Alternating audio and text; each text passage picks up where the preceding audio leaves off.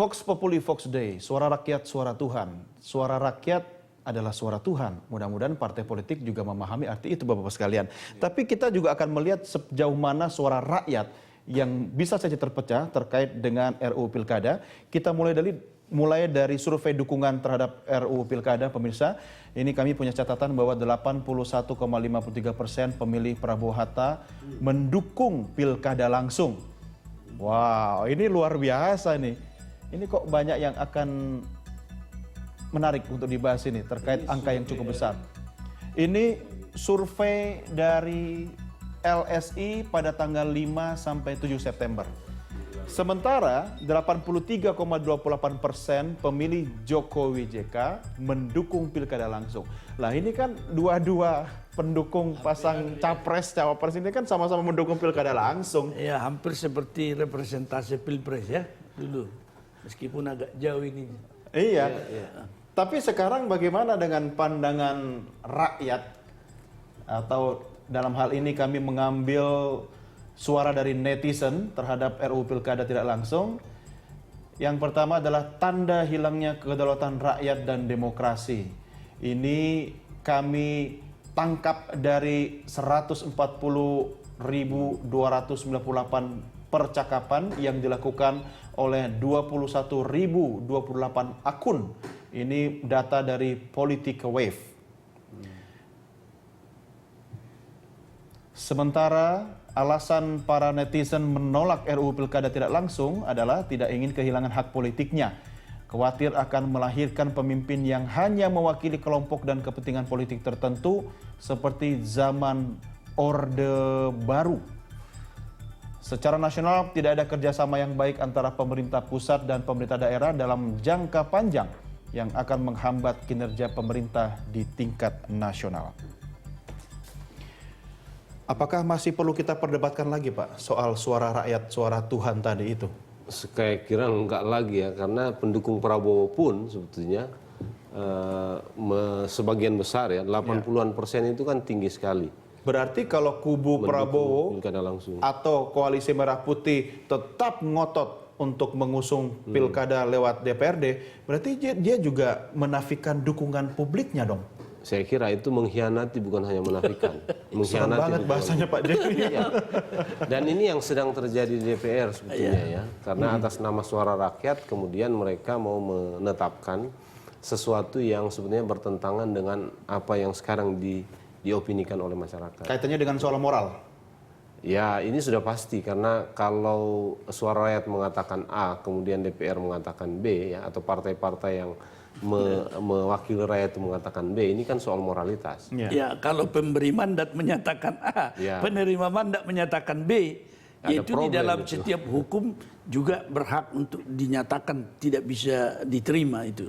Ya. Apalagi kan begini, kalau suara pemberi mandat itu memang tidak melanggar prinsip-prinsip pembuatan sistem itu ya, tidak melanggar prinsip-prinsip pembuatan undang-undang. Salah sendiri kenapa dipilih wakil kita yang seperti itu?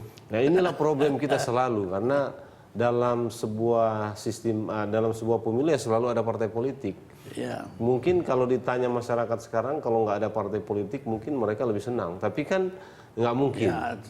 Itu sesuatu yang tidak mungkin dalam sebuah demokrasi kita memang memilih cara seperti itu. Dan memang saya kira setiap sistem demokrasi memang dia punya pilar adalah partai politik. Betul. Tapi bahwa sekarang kondisinya seperti ini tentu kita tidak bisa serta-merta menghapuskan partai politik. Iya, tapi saya menarik tadi pinjam statementnya Pak Jerry. Sudahlah, nanti biar MK yang selesaikan itu. Ini kayaknya semua apa-apa itu hasil yang keluar dari Senayan sana cuma lewat saja di rakyat masuk ke MK.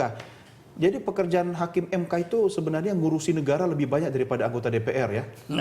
Barangkali kalau secara kuantitatif ya tentu belumlah kan, karena yang dibawa ke MK itu kalau kita hitung apa yang dihasilkan oleh DPR waktu pembuat undang-undang dengan yang jauh lebih dibawa banyak, ke MK itu sangat sedikit lah jumlah. Tapi jangan lupa Pak, ini Apeksi kan sudah memberikan sinyal akan membawa ke MK. Ya, saya kira itu bisa juga semacam kegundahan atau aspirasi yang harus ditekankan, dan mungkin tentu para politisi juga memperhitungkan ini. Kalau mereka tidak memperhitungkan suara yang ternyata ada sekarang di masyarakat, nanti tahun 2019 mereka kena hukum kan? Karena melalui kotak suara, biasanya kalau rakyat marah itu dia tidak memilih mereka lagi. Makanya kan semestinya kalau lihat proses sebelumnya ya, banyaknya gugatan di MK yang kemudian dikabulkan, mestinya kan DPR itu atau anggota parlemen belajar ya, bahwa memang mereka harus lebih sungguh-sungguh membuat undang-undang gitu. Jangan menjadi seperti sekarang ya. Bagaimana ada waktu buat belajar Pak Jerry? Baru menjabat sudah dikejar setoran ke partai. Saya kira umumnya mereka tahu kok. Kalau kita lihat sejarah percakapan undang-undang pilkada ini, sebetulnya wacana tentang apakah pilkada langsung dan tidak langsung lalu sudah mulai mengerucut gitu ya. Itu sangat baik ya. Memang akhir-akhir ini aja setelah pasca pilpres atau pasca putusan MK itu, kemudian saya kira suasana menjadi lain. Yang paling menonjol saya kira yang harus kita sebut ya, karena misalnya partai seperti PKS atau fraksi seperti PKS itu sejak dulu kalau kita lihat percakapan ya, perjalanan percakapan itu ngotot betul menolak pilkada DPR, pemilihan di DPRD. Tapi tiba-tiba sekarang ini berubah gitu. Ini kan kita nggak bisa memahami ini. Kan nggak ada yang pasti di politik. Ya yang betul. pasti ketidakpastian itu sendiri. Ya tetapi kan ada sejarah yang bisa kita rujuk ya untuk melihat konsistensi partai itu dalam menyikapi sesuatu. Jadi yang mau saya katakan begini. Betul ya, ini semua soal politik, tapi kan ada yang aneh ya, gitu. Ada yang aneh, kok tiba-tiba berubah, gitu ya. Tiba-tiba berubah, gitu. Jadi saya kira memang alasan perubahan sikap ini atau alasan untuk mendorong semakin kerasnya penghapusan pilkada langsung itu alasannya lebih pragmatis dibanding. Mungkin itulah yang disebut sebagai substansial. harga dari sebuah perubahan. Bagaimana Anda menafsirkan harga ya silakan ditafsirkan sendiri. Kita akan lanjutkan di segmen berikutnya. Pemirsa tetap bersama kami segera kembali sesaat lagi.